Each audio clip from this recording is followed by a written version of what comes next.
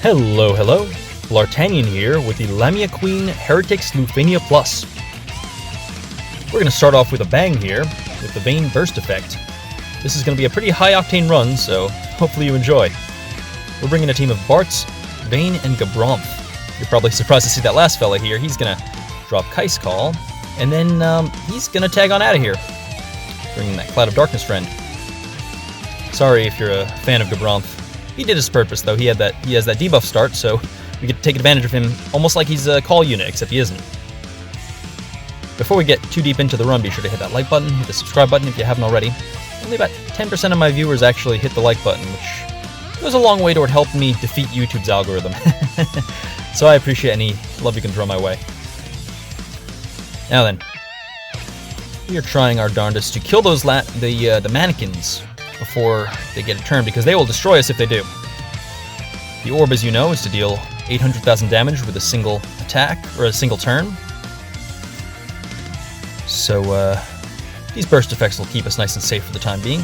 There we go, we just managed to kill the mannequins. This is important because we want to let B take a turn. Because, as you probably know by now, if you don't let B take a turn, then 10 turns in, it's going to warp turn and cleanse. We don't want that to happen. We like the debuffs we're dropping onto it. You'll notice we even dropped the Kurasame Call targeting one of the mannequins so that she just went up to 5 stacks there when she acted. I thought that was pretty cute. Anyway, Bartz is going to go ahead and sit pretty for a while, because Vayne is going to start doing Vayne things. I know he's...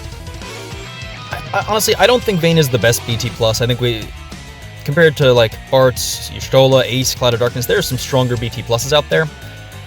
But I think he's really fun, and he can definitely take advantage of the power of BT plus stacking with all the free turns he gets and the follow-up he gets from his own burst effect. You can see some degeneracy going down during the course of this fight. Speaking of degenerate things, we're going to go ahead and use the Sid Rain's Call right here. We've been carefully counting our turns, getting some free hits in, because without getting into spoilers, the Lamia Queen is going to be warping. Just not yet.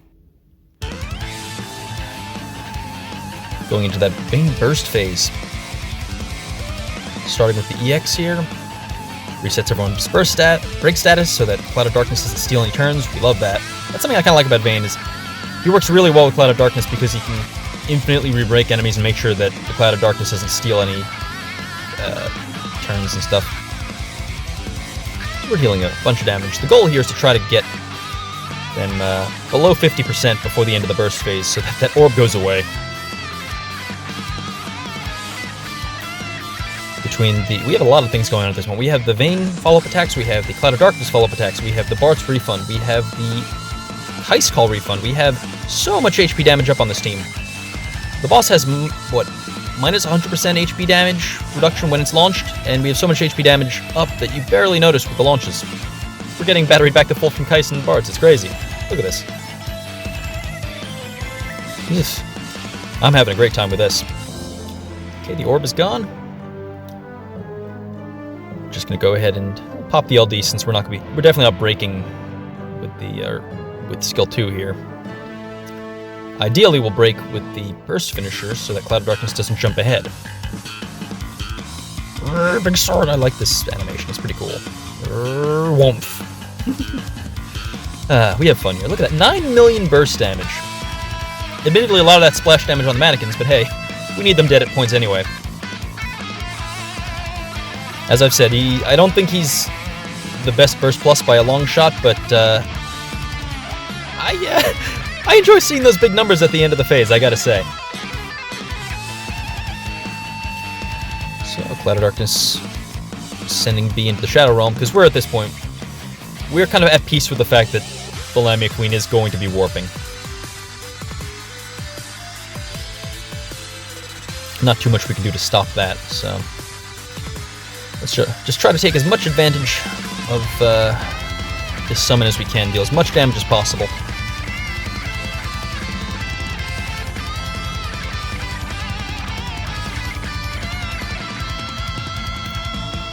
We're gonna go ahead and take. I even appreciate that his burst does those breaks. It's annoying because it steals potential breaks that you could do from his burst effect. But it works really well with Cloud of Darkness because it means no stealing. So, good times. We're going to go ahead and use the Sid Rain's Call here just real quick before the Cloud of Darkness is gone, just to get a little extra Cloud of Darkness follow-up attack real quick. Some cheeky stuff. We don't need the turn manipulation, so why not drop a 400,000 damage attack. And let's end with... yeah, we want that mannequin dead, because when the turn warp happens, we do not want it charming one of our dudes. We'd rather just summon one of the mannequins again, because we know the damn things are coming back. There's nothing we can do to stop that. So, if we just go ahead and EX here, there we go, mannequin down. Both mannequins down, even. Well, unfortunately, this means that the follow-up attack is most certainly going to steal a turn and send Cloud of Darkness out of here. But hey, this means if you're a Gabranth fan and have been grumpy that he's been spending most of this game on the sidelines, he's back. It's, cool, I guess. Here's something.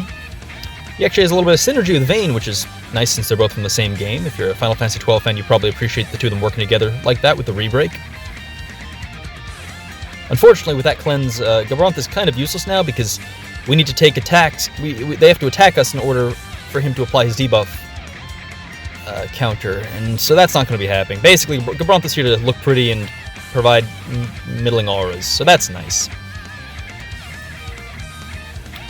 That's okay, though. We are no longer worried about the warps, since it already happened, so we can focus on murder. Namely, killing that Lamia so that Vayne can kind of just go ham and kill the mannequins, because if there's one thing Vayne likes doing, it's beating up things that don't warp their turns. Launching them into the sky. At this point, it's pretty academic.